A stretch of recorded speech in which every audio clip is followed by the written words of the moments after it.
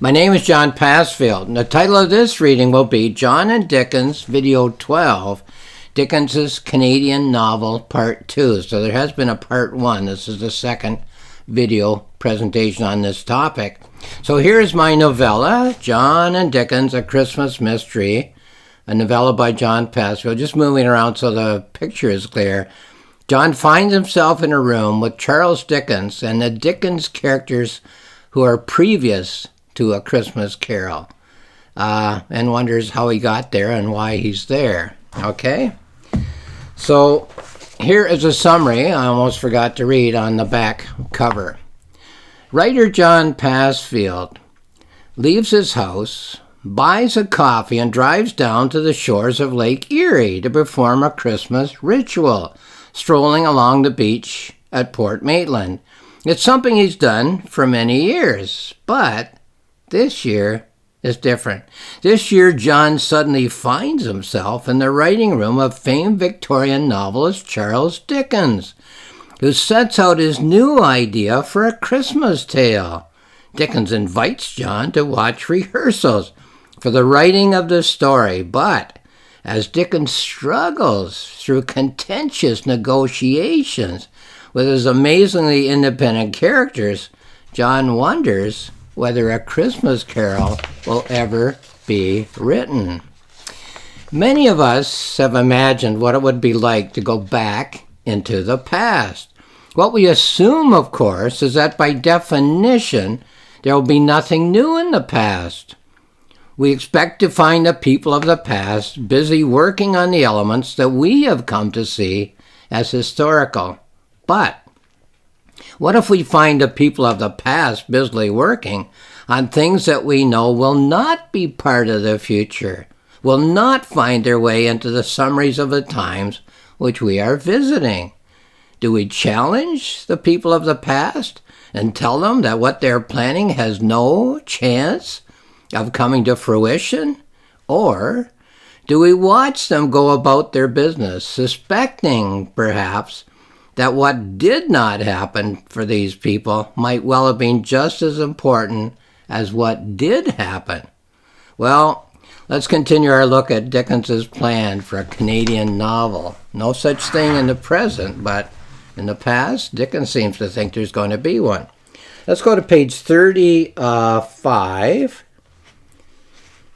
and continue on looking at Dickens's plans.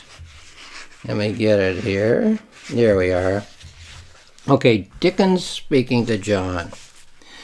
You're aware, John, that I'm a writer. Of course you are. I created you with certain elements, and with more, of course, to come.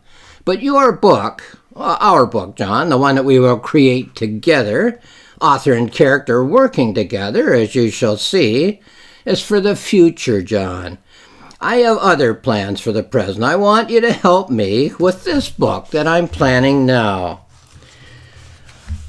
This time, John, I'm trying something new. A shorter book, a Christmas story, far away from anything that I have tackled heretofore. So he mentions the second book, which we know is A Christmas Carol. But let's move on. He'll go back to the plans for this first book, this Canadian novel. Let's jump all the way from page 36 right to page 57. So I'm leaving out about 20 pages of other elements, other imagery in the novel, and just sticking with this Canadian book that Dickens says he's planning. So tell me, John, are you a writer? Dickens asks. Oh, excuse me, of course you are. I should have asked you feel yourself to be. Consult the memory that I have given you. Have you written, scribbled, scrawled a book or two? Do you write novels, such as do I? Well, no one writes like me. Do you write novels such as Thackeray or perhaps Collins tends to do? What is your modus operandi?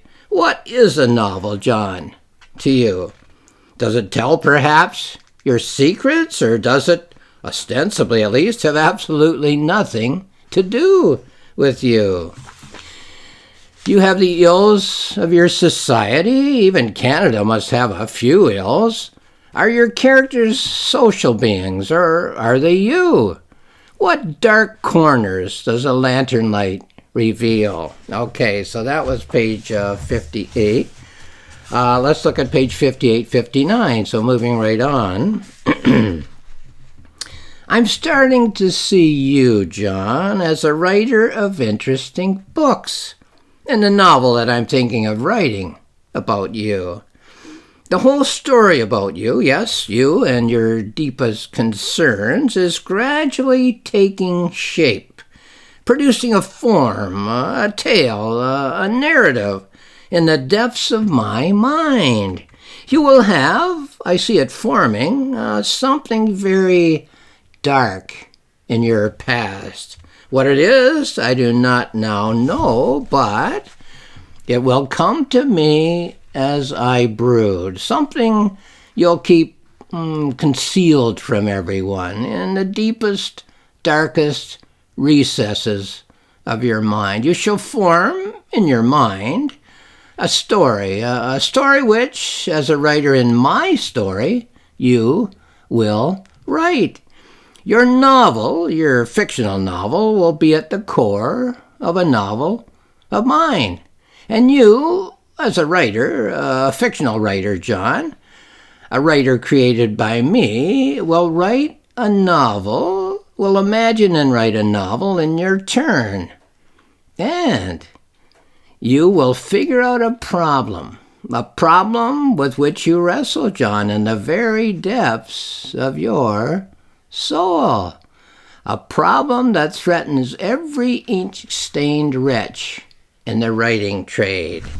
Well, that was page 59. We'll go over to page 61 and 62 to learn more about this Canadian novel that Dickens has planned for John to write while a character inside a Dickens novel.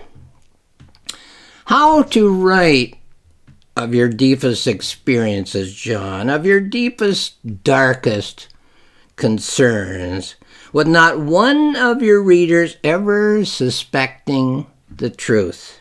You will be telling your story, John. Yes, telling your story and all it entails, but a story that not one reader will come to know. You'll be surrounded by your characters, John, short and thin and fat and tall, and not a one will have your nose or your mouth or your eyes.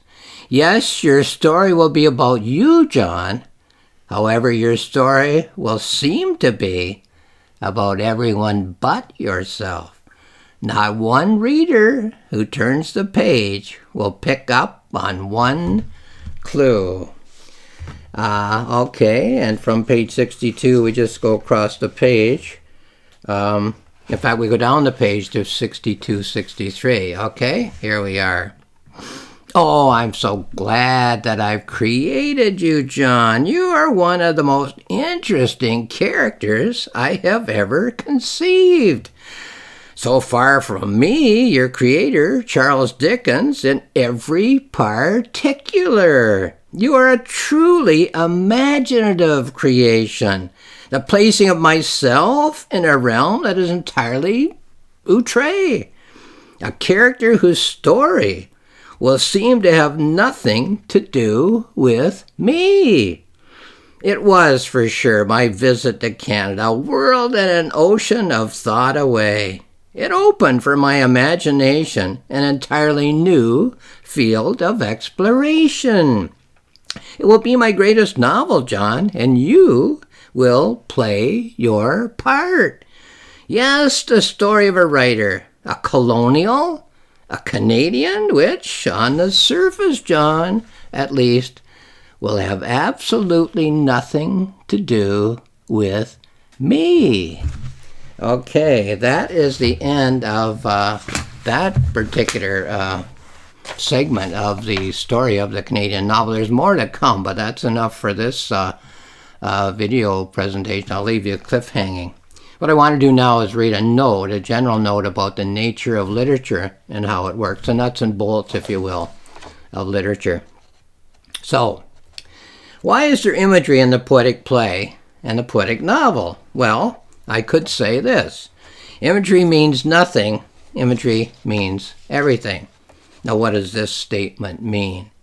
Is it an attempt to sound clever without intellectual responsibility? Well, no, I don't think so.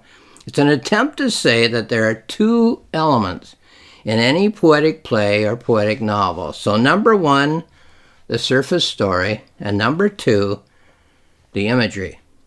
Now, the surface story is a set of facts, a list of information. Here's an example. The boy walked along the sidewalk. He came to a crosswalk. He didn't look both ways. He stepped out onto the street.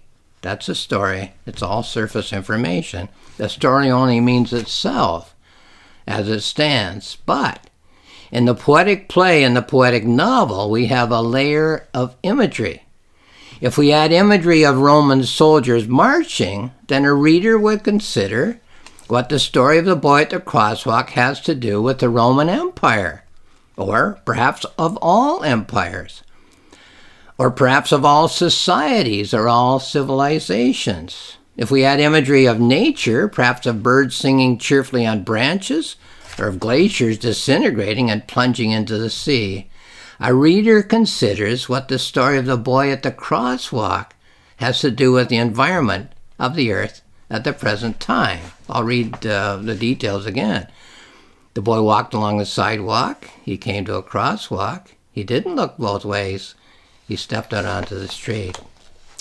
And if the poetic play or the poetic novel includes both topics of imagery, Roman imagery and natural imagery, the potential possibilities of thought for the reader are immense. So, imagery means nothing, imagery means everything, refers to the fact that imagery does not convey meaning itself, but stimulates speculative meaning in the mind of the reader, and that the best imagery suggests the largest body of speculative meaning, potential meaning.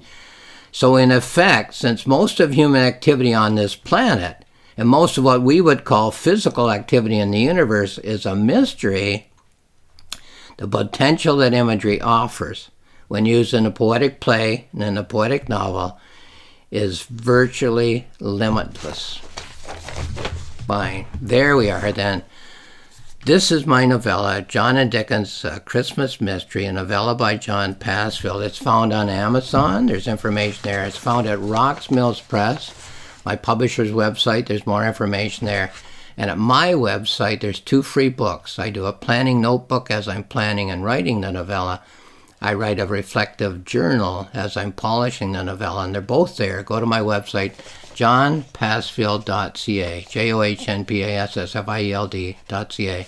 Click on the icon. You'll get either book or both books to have a look at, all concerning the nature of writing, nature of literature, and so on.